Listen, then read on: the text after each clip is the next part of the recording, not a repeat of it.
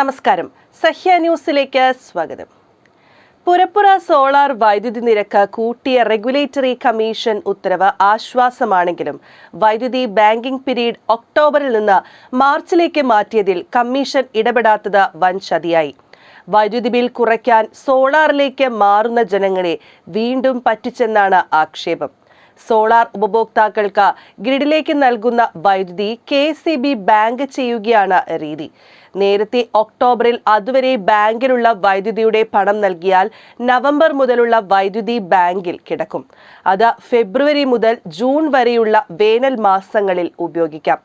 March 31 banking period മാറ്റിയതോടെ ഈ നേട്ടം ഇല്ലാതായി.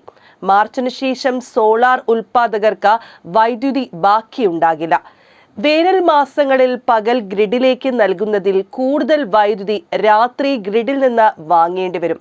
അതിന്റെ ബില്ല് സ്ലാബ് അനുസരിച്ച് യൂണിറ്റിന് 4 മുതൽ 7 രൂപ വരെയാകും.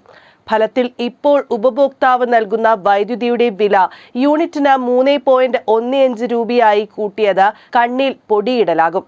പകൽ ഉപഭോക്താവ് നൽകുന്ന വൈദ്യുതി നിരക്ക് വില കുറവാണ്. രാത്രി പകരം നൽകുന്ന വൈദ്യുതി പുറത്തുനിന്ന് അമിത വിലയ്ക്ക് വാങ്ങുന്നതാണ്. അതിനേക്കാൾ കുറഞ്ഞ വിലയ്ക്കാണ് ഉപഭോക്താവിന് നൽകുന്നത്. ഈ നഷ്ടം KSEB സഹിക്കണം. കഴിഞ്ഞ വർഷം 15.881 കോടി യൂണിറ്റാണ് കിട്ടിയത്. ഇതിന് 16.30 കോടി രൂപ ഉപഭോക്താക്കൾക്ക് നൽകി. പകരം നൽകിയ വൈദ്യുതിയുടെ നഷ്ടം 40 കോടി. വൻകിട ഗാർഹിക ഉപഭോക്താക്കൾ സോളാറിലേക്ക് മാറിയതും നഷ്ടമുണ്ടാക്കി. സ്ഥാപിത ശേഷി 1000 മെഗാവാട്ട് കവിഞ്ഞതോടെ പുരപ്പുറ സോളാർ പദ്ധതിയെ KSEB പ്രോത്സാഹിപ്പിക്കുന്നില്ലെന്ന ആക്ഷേപമുണ്ട്.